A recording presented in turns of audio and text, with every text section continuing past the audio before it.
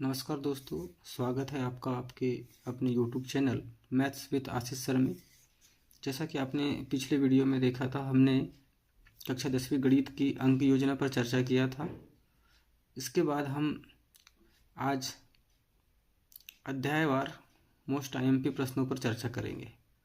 आज का अपना टॉपिक है अध्याय 1 वास्तविक संख्याएं, जो कि कुल 6 अंकों का होने वाला है, जिसमें 6 अंकों को दो भागों में या दो प्रकार से डिवाइड किया जा सकता है।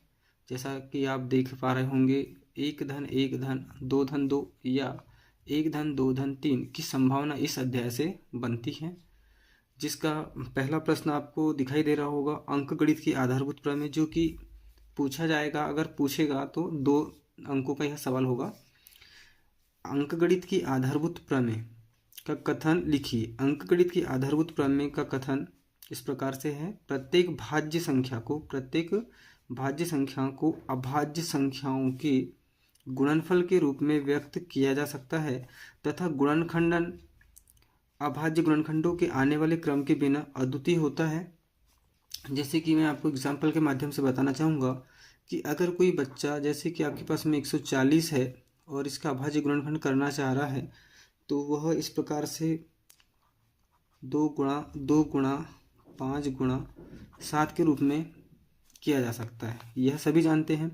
किंतु अगर कोई बच्चा इसे 5 गुणा 7 गुणा 2 भी करता है, तब भी यह कथन सत्य माना जाएगा। इसी प्रकार अंकगणित के आधारभूत प्रमेय का यह कथन है।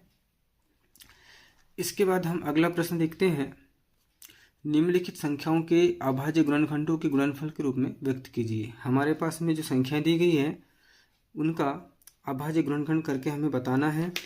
जैसा कि आपको दिखाई दे रहा होगा, पहला सवाल हमारे पास में है 140, दूसरा 156, तीसरा 3825, चौथा 5005 और पाँचवा 7429।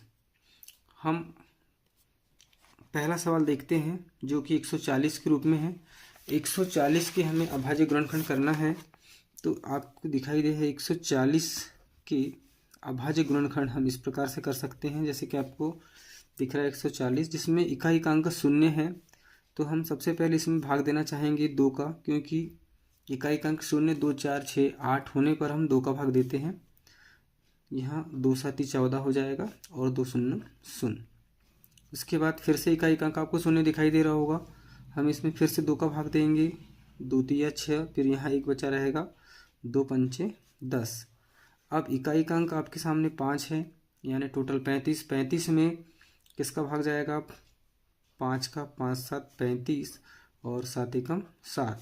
इस प्रकार से आप 140 के अभाज्य गुणनखंड 2 गुणा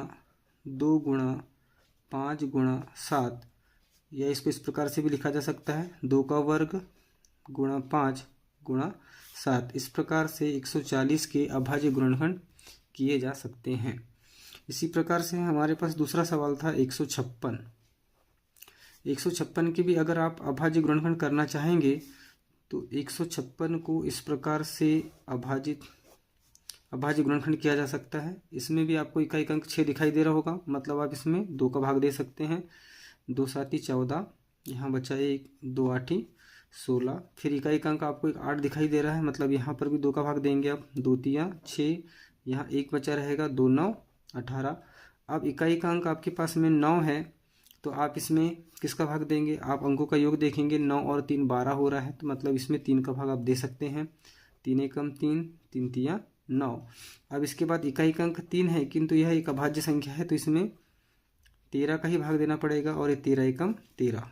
इस प्रकार से आप 156 के अभाज्य गुणनखंड करेंगे तो 2 गुणा 3 गुणा 13, या इसे 2 का वर्ग गुणा 3 गुणा 13 के रूप में लिख सकते हैं। इसके बाद में आप तीसरा सवाल आपके पास में था 3825। 3825 के भी अगर आप अभाज्य गुणनखंड करना चाहेंगे तो 3825 को आप इस प्रकार से लिख लेंगे। इकाई का अंक आपको 5 दिखाई दे रहा है, यहाँ संभावना बनती है 3 का भी भाग जा सकता है, 5 का भी। तो आप अंकों का योग करके देख लीजिए, जैसे कि 3 और 8 11, 11 और 2 13, 13 और 5 18, 18 में 3 का भाग जाता है, इसीलिए हम यहाँ 3 का भाग दे देंगे। 3 एकम 3, 3 दूनी 6, यहाँ पर बचा 2, 3 7 21, फिर यहाँ 1 बचा, 3 5 15। फिर से इकाई का अंक 5 है। यहाँ फिर से आप देख लीजिए 2 3, 3 और 7 10 और 5 15, इसमें फिर से 3 का भाग चला जाएगा। 3 4 12, 3 दूनी 6 और 3 5 15। फिर से इकाई का अंक आपको दिखाई दे रहा होगा 5। यहाँ पर आप फिर से देख लीजिए टोटल करके 4 और 2 6 और 5 11 हो रहा है। 11 में 3 का भाग नहीं जाता, इसलिए हमें यहाँ पर 5 का भाग देना पड़ेगा। फिर ये हो जाएगा 5 8 40 और 5 25। इसके बाद में आप फिर से 5 का भाग दे देंगे। 5 एकम 5, यहाँ बचा 3, 5 7 35 और ये 17 एकम 17। इस प्रकार आपने 3825 के अभाज्य गुणनखंड किया तो आपको क्या मिल गया, 3 गुणा 3 गुणा 5 गुणा 5 गुणा 17, और आप इसे लिख सकते हैं 3 का वर्ग गुणा 5 का वर्ग गुणा 17। इसी प्रकार से आपके पास में चौथा सवाल था 5005।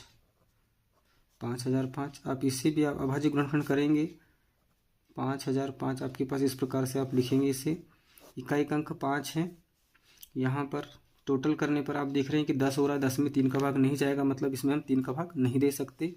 हम अगला प्रयास करेंगे 5 से। 5 एकम 5, 5 शून्य शून्य, 5 शून्य शून्य, 5 एकम 5। उसके बाद में 7 का भाग दे सकते हैं आप। 7 एकम 7, यहाँ बचा 3, 7 4 28, बचा 2, 7 तिया 21। उसके बाद में आपको 11 का भाग देना होगा। 11 एकम 11, यहाँ बचा 3, 11 तिया 33, और उसके बाद फिर 13, 13 एकम 13। तो आपने देखा कि 5005 के अभाज्य गुणनखंड करने पर 5 गुणा 7 गुणा 11 गुणा 13 प्राप्त हो रहा है, और यही इसका अभाज्य गुणनखंड होगा। इसी प्रकार से आपके पास में जो पांचवा सवाल था 7429। आपने इसके अभाज्य गुणनखंड किया 7429। तो इस प्रकार से आपने अभाज्य गुणनखंड के रूप में इसे लिख लिया। 7429 में आप सबसे पहले 17 का भाग दे देंगे। 17 का भाग देंगे तो 17 4 68। उसके बाद में यहाँ जो बचेगा उसमें आपको भाग देना है, जो कि 437 बार। 437 बार भाग इसका जाएगा। उसके बाद में आपको यहाँ 19 का भाग देना है, और 19 का भाग जाएगा इसमें 19 दूनी 38, और इस प्रकार से यहाँ जब भाग देंगे तो ये भाग जाएगा 23 बार। और उसके बाद में आपको इसमें 23 का भाग देना है। 23 एकम 23, और आप इसके अभाज्य गुणनखंड करेंगे 7429 के, तो ये 17 गुणा 19 गुणा 23, यह इसका अभाज्य गुणनखंड हो जाएगा।